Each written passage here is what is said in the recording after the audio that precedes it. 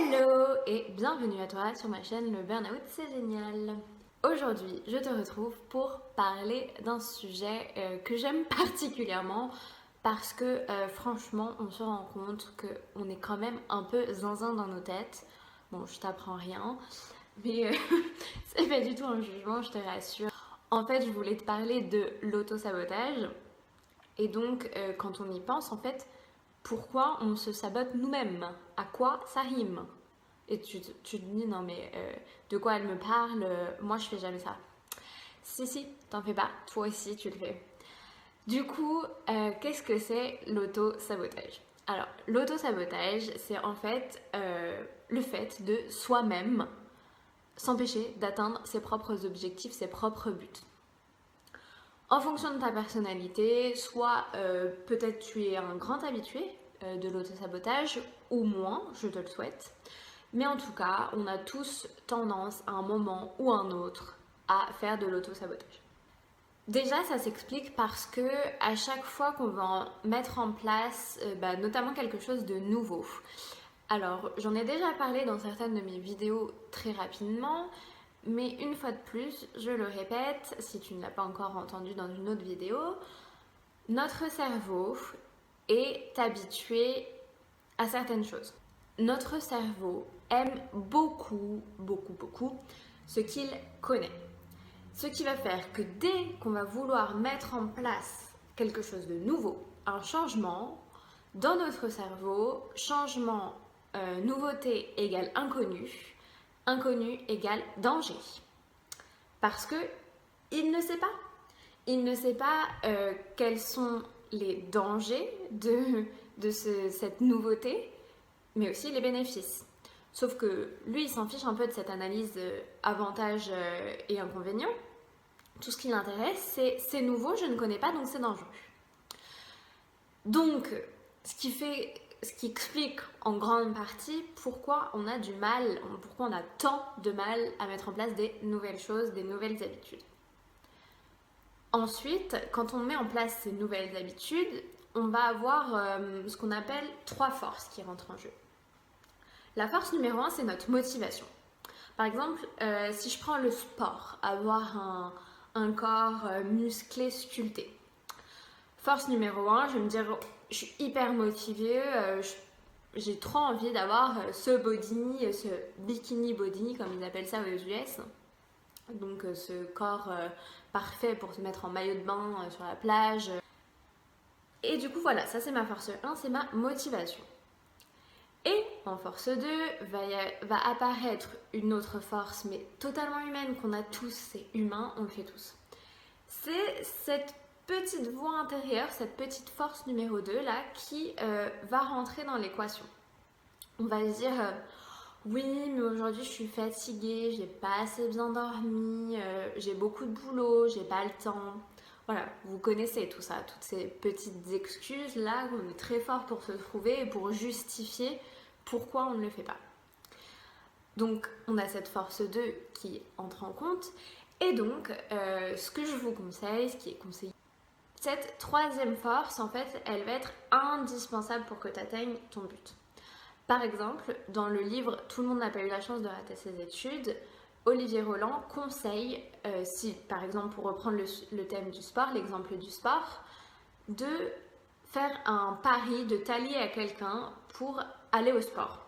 Parce qu'en fait déjà si t'es deux, tu vas avoir beaucoup plus de mal à abandonner.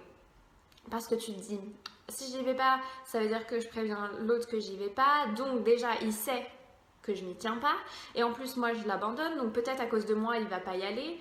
Voilà, vous comprenez l'histoire, il y a quelqu'un d'autre qui rentre dans le schéma, et donc en tout cas cette troisième force, sans vous garantir de 100% de bons résultats, va venir aussi peser dans l'équation. Ça va venir changer ce rapport de force entre votre motivation intrinsèque à vous, et 2, votre démotivation, votre découragement qui est tout à fait humaine, on l'a tous, c'est normal. Et donc cette troisième force, cette énième personne, donc en général je vous conseille que ce soit une personne, va venir casser en fait votre force 2. Jen Sincero en parle aussi dans son livre dont je parle tout le temps, You Are a Badass, ou en français Tu vas tout déchirer. Elle dit par exemple, vous pariez avec quelqu'un, donc c'est vrai qu'une fois de plus c'est une personne, mais par exemple, donc elle prenait l'exemple d'écrire son livre pour pouvoir le finir dans les temps, etc. Elle parie avec quelqu'un qu'elle va y arriver, l'autre personne parie contre, et elle fait un chèque d'un montant qui est suffisamment engageant pour qu'elle ait vraiment pas envie de le donner à cette personne si elle échoue, mais en même temps un montant suffisamment réaliste pour que si elle échoue, elle doive vraiment donner le chèque à la personne, et elle garde le chèque sur son bureau pour se motiver et se rappeler de ça. Donc voilà, en général, pour parer cet auto-sabotage, on conseille de faire rentrer une troisième personne dans l'équation. Donc déjà, j'espère que tu comprends un petit peu mieux ce qui se passe. Donc c'est nouveauté qui effraie ton cerveau, c'est force, dont la force 2 qu'on a tous qui vient nous démotiver, nous décourager en cours de route, parce que c'est notre petit mental qui nous parle, notre petite voix intérieure qui nous dit qu'on a mieux à faire, etc. etc. On connaît tous. Donc voilà pour introduire l'auto-sabotage. Et comme je t'en parlais dans ma vidéo rétrospective des 1 an du burn-out que j'ai vécu, j'ai fait en décembre 2019 du coup un défi de 7 jours avec Mandy Morris, qui est une coach américaine, sur justement ce thème d'auto-sabotage. Du coup, le premier jour de ce défi, on a parlé des bénéfices cachés. Bah oui, tu te doutes bien que on n'est pas non plus maso au point de faire des choses qui nous portent préjudice, mais c'est parce qu'en fait, dans notre inconscient, dans notre subconscient, et des fois c'est un peu plus conscient, on a un bénéfice caché à mettre en place ces mécanismes d'auto-sabotage.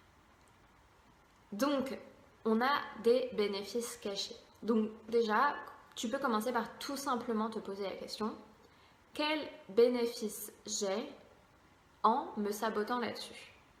Je vais te prendre un exemple qui parle plus pour moi, parce que par exemple pour le sport, je ne saurais pas exactement t'expliquer. Mais par exemple en amour.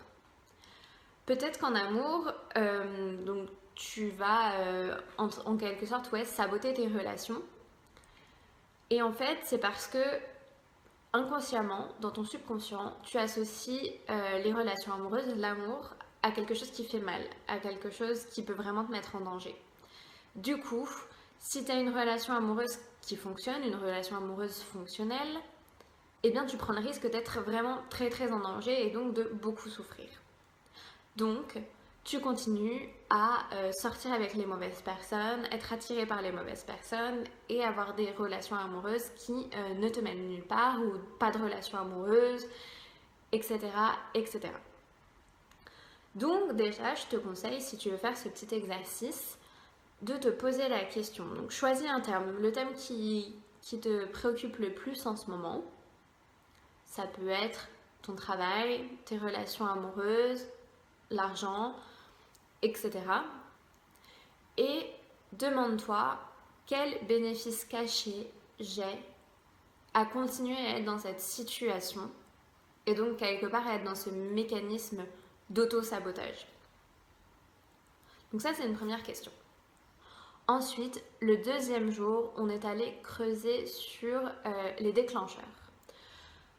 Faut savoir qu'il y a certaines situations, parfois ça peut être même juste un mot, une phrase, qui peuvent déclencher ce comportement d'auto-sabotage. Ce comportement d'auto-sabotage, ça peut être aussi de rentrer dans des colères pas possibles, ou en tout cas dans des colères, de se mettre à crier, de commencer à devenir presque méchant avec les personnes qu'on aime, parce que il y a quelque chose qui a déclenché ce comportement chez nous, que souvent on aime moins, faut être honnête, mais ça fait aussi partie de nous, et voilà, ça fait partie des facettes de notre personnalité, et en fait ça vient mettre le doigt sur quelque chose, une partie de nous qui est en souffrance, sur une histoire qu'on se raconte, donc une croyance limitante en d'autres termes, comme on les appelle en développement personnel. Du coup, le deuxième jour de ce défi de 7 jours, on a été creusé sur les déclencheurs.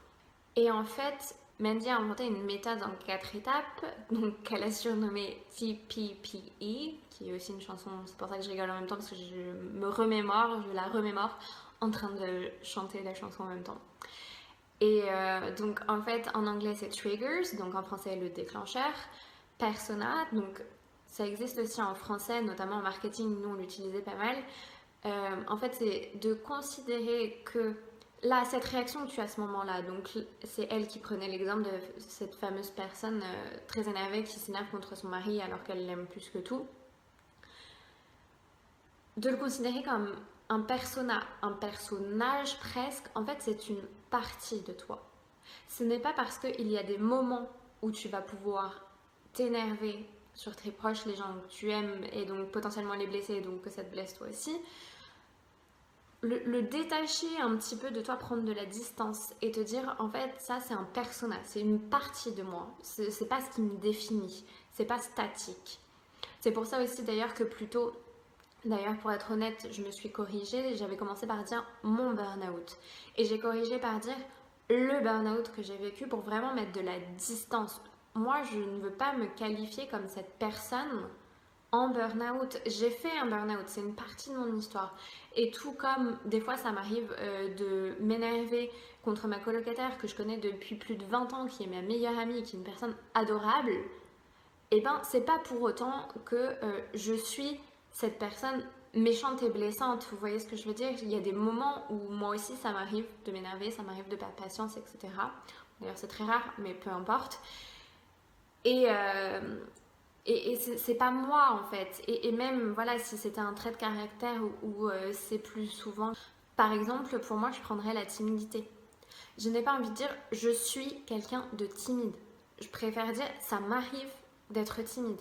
Parce qu'il y a aussi d'autres situations où je ne le suis pas du tout. Et je pense qu'en effet, c'est pas bon pour nous de se définir et de s'enfermer dans une certaine case. Parce qu'après, on y reste et on continue à valider et on continue à rentrer dans ce genre de situation et à confirmer et à faire et à refaire. Et on se dit, de toute façon, je suis comme ça me définit et c'est comme ça, c'est pas autrement. Donc là, Mandy Maurice, dans ce défi de 7 jours, nous invite vraiment dans sa méthode, donc 1, à repérer les déclencheurs, 2, à considérer cet état qu'on n'aime pas chez nous, qu'on accepte moins, qui nous attriste, etc., qui ne nous satisfait pas, comme seulement une partie de nous, un persona. Et d'ailleurs, ce persona, c'est un persona en souffrance. Si on agit tel qu'on agit, c'est parce qu'il y a des événements qui ont fait que. Pour la timidité, c'est pas forcément de la souffrance, mais ça a pu aussi dans ma vie causer quelques souffrances de ne pas pouvoir m'exprimer et dire ce que je pense vraiment. Voilà. Le TPP, le deuxième P, c'est de trouver, donc là c'est en anglais pattern interruption, de trouver quelque chose qui interrompt en fait ce schéma. Donc pattern, c'est ce schéma en fait qu'on met en place et qu'on remet en place. Donc là par exemple quand je vous expliquais les colères, trouver quelque chose qui paf brise ça, ou ça peut être là, donc sur cette chaîne je vous parle essentiellement de burn-out et donc des fois pour vous expliquer je m'en éloigne un petit peu. Là pour le burn-out ça va être de casser ce côté rumination. Et donc pour ça elle a des conseils très drôles, c'est de soit s'imaginer par exemple Oprah Winfrey, où vous pouvez choisir qui vous voulez en face de vous et qui te dit get your shit together. Donc ressaisis-toi, quoi, merde, ressaisis-toi. Ou imaginez cette petite voix là, négative avec une voix de cartoon ou rigolote, ce que vous voulez, qui tout de suite la décrédibilise en fait. Vous ne pouvez pas continuer à écouter cette voix qui te dit t'es nul, tu sers à rien, de toute façon t'es pas à la hauteur, etc. etc. C'est une voix de cartoon rigolote, c'est juste pas possible de continuer à la prendre au sérieux, contrairement à ce qu'on a tendance à faire.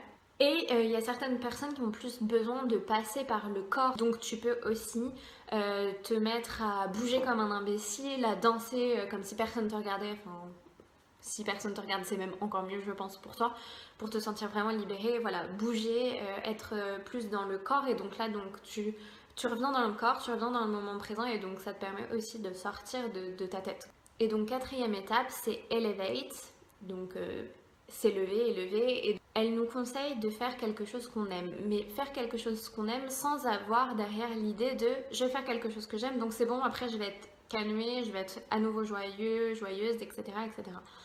Le faire, mais sans attendre de résultats, sans attendre que magiquement ça règle tous nos problèmes, parce que ça peut pas être vrai. Enfin, tant mieux si ça marche, mais peut-être que ça marchera pas toujours. Donc fais quelque chose que tu aimes, mais sans forcément te dire je vais faire quelque chose que j'aime, du coup c'est bon, je serai calmée, ou je serai à nouveau joyeux, joyeuse, ou ce que tu veux. Donc elle conseille de faire quelque chose qu'on aime, purement et simplement pour en effet quand même rapporter un peu de joie, de bien-être dans notre vie là au moment T.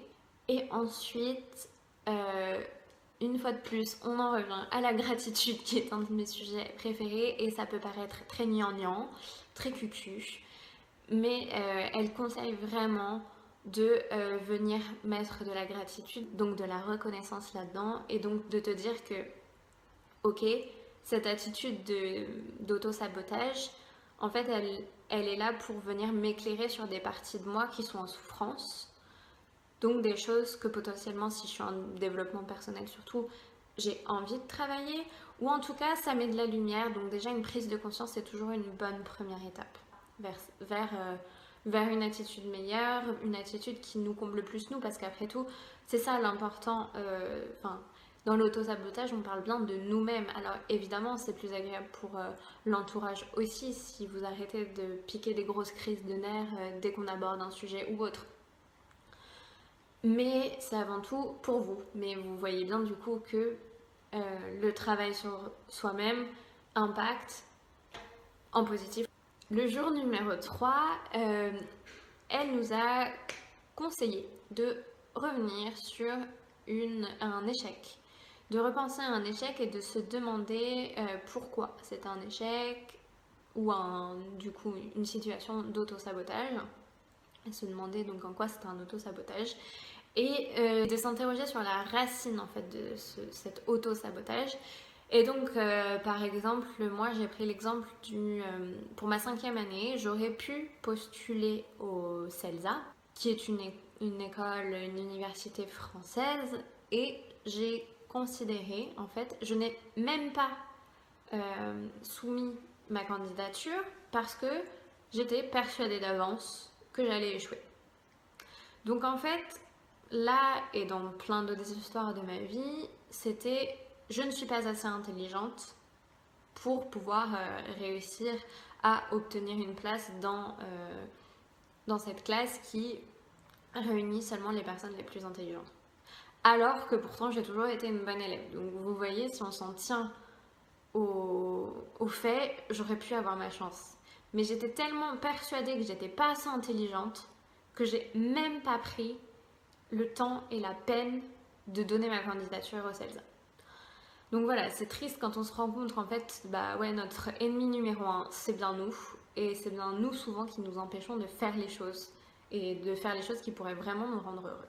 Donc cette croyance limitante, on est beaucoup à l'avoir, c'est je ne suis pas assez. Je ne suis pas assez ceci, pas assez cela, pas assez machin. Et d'ailleurs, il y a une coach américaine qui incite ses coachs et ses followers tout simplement d'ailleurs, à écrire sur leur miroir, donc notamment les femmes au rouge à lèvres, I am enough. Donc en français, ça donnerait je suis assez. On est assez tel qu'on est. Et ça, on ne s'en rend pas souvent bien compte. Mais si tu es sur cette chaîne aujourd'hui, je te le dis, tu es assez comme tu es très bien comme tu regorges de trésors à l'intérieur de toi, on est tous uniques, différents, ça sert à rien d'aller miroiter ce qu'a le voisin. Tu regorges en toi plein de potentiel que tu n'exploites pas encore. Donc voilà, moi sur cet exemple, je me suis rendu compte que mon bénéfice caché, c'était que je m'empêchais d'un échec potentiel. Donc pour moi, l'échec, ça fait mal. Donc voilà, je me suis empêchée d'avoir mal, tout simplement.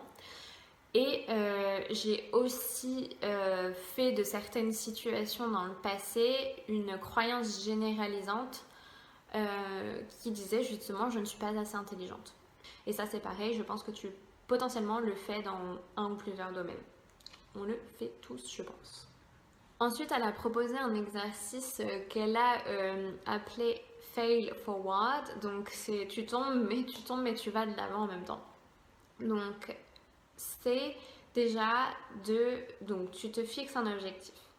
Sachant que comme j'expliquais tout à l'heure, donc tu as ta motivation, mais tu as aussi ta démotivation qui va arriver pour te mettre des bâtons dans les roues dans cet objectif.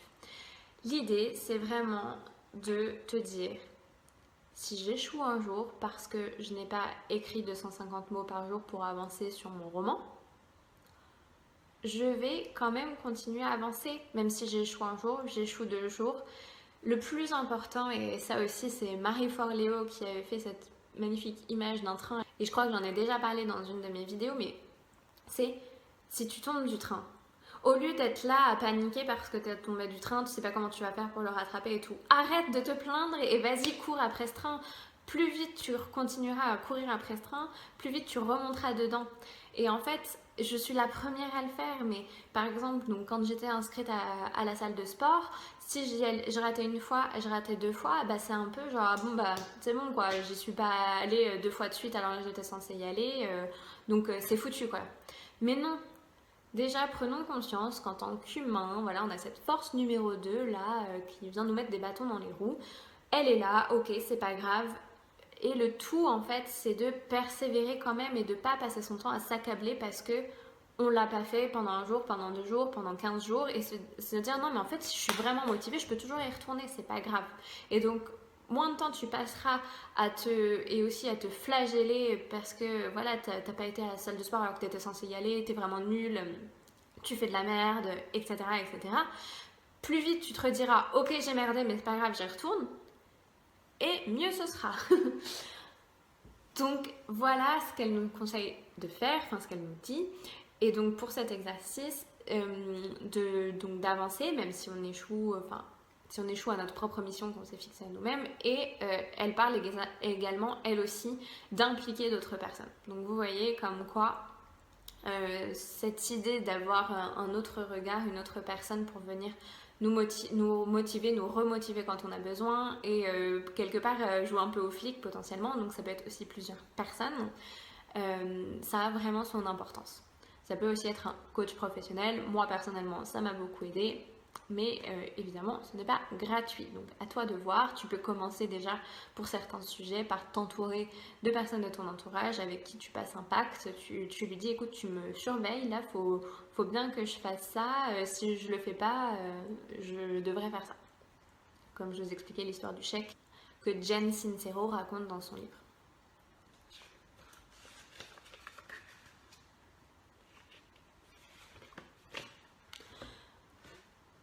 Et pardon, donc je vous ai dit que c'était un défi de 7 jours, mais en fait c'était un défi sur 5 jours.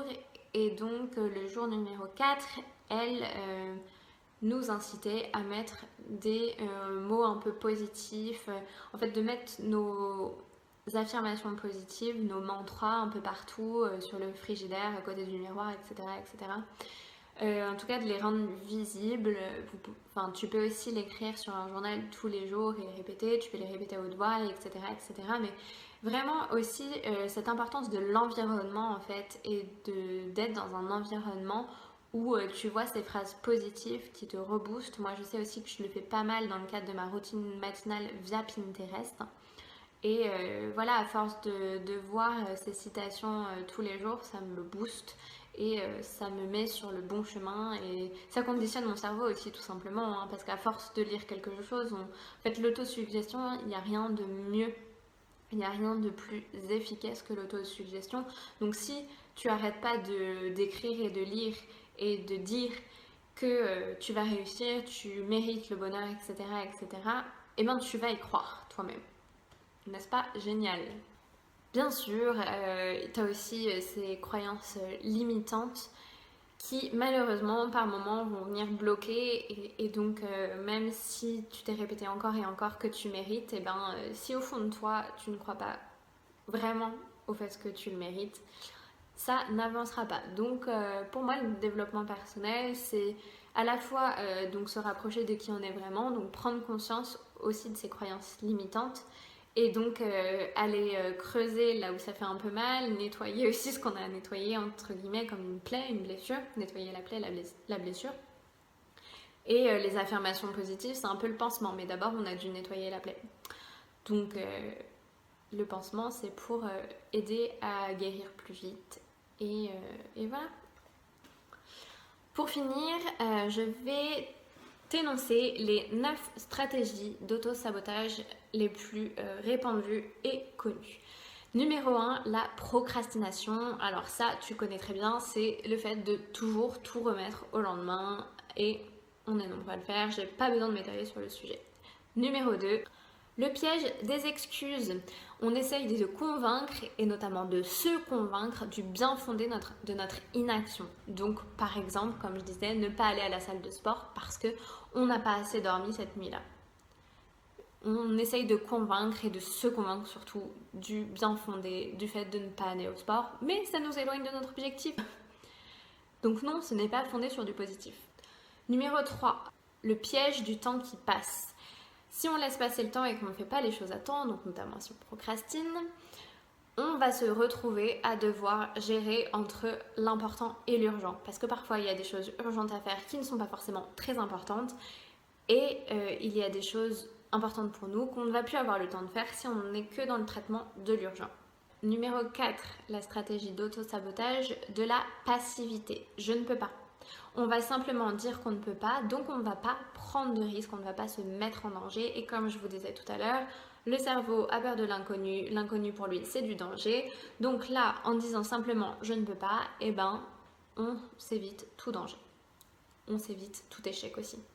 Numéro 5, l'agitation. L'agitation aussi peut être un moyen d'auto-sabotage parce qu'on va poser tout un tas d'actions complètement désordonnées. Et du coup, ça va pas marcher si on ne garde pas le cap sur certaines actions principales. On disperse notre énergie et du coup, on n'est pas capable de faire les choses bien jusqu'au bout et ça ne fonctionne pas. Numéro 6, parfois on va même jusqu'à s'incapaciter. On va se réfugier dans l'évitement, la maladie, le sommeil. Donc c'est une stratégie de fuite. Numéro 7, intellectualiser. On va parler de ces projets qu'on a, mais de manière pas du tout concrète, avec des mots, on va parler du concept avec des mots pas du tout concrets. Et donc en parlant, on va pas faire. Numéro 8, dramatiser. On va prendre une difficulté qu'on a et vraiment la transformer en quelque chose d'énorme alors que de base c'est simplement une difficulté. Et enfin, numéro 9, s'inventer un autre problème. Donc on va avoir cet objectif qu'idéalement on voudrait atteindre, mais on va s'inventer un autre problème qui ne nous permet pas malheureusement d'atteindre cet objectif que pourtant on voulait vraiment atteindre. Ou alors, on peut aussi s'accrocher à une solution alors qu'elle n'est clairement pas appropriée. Pour revenir sur la numéro 8, dramatiser une simple difficulté, je voudrais juste rajouter avant de finir cette vidéo qu'une des citations qui m'a le plus marquée ces derniers mois en découvrant le développement personnel, etc., c'est que le courage n'est pas l'absence de peur, mais au contraire, le courage c'est d'avoir peur et d'y aller quand même. Je le disais déjà dans ma dernière vidéo, mais je tenais à le répéter rapidement ici. Donc voilà, une difficulté fait malheureusement partie de la réussite et donc la réussite c'est aussi surpasser les difficultés, les échecs, etc. Et un véritable échec c'est vraiment quand on s'arrête là, sinon c'est juste une leçon. On s'en sert et on va de l'avant, on fait mieux, on se perfectionne et voilà, c'est plus un échec. Écoute, j'espère que cette vidéo t'a plu sur l'auto-sabotage. N'hésite pas à me dire en commentaire ce que tu en as pensé. N'hésite pas à prendre un papier et un crayon à faire les exercices, donc potentiellement à revoir cette vidéo. Et je te souhaite de prendre soin de toi. N'oublie pas que tu mérites le meilleur, s'il te plaît. Tu mérites mieux que ça. Prends soin de toi et passe une très belle journée. Allez, ciao! Mouah.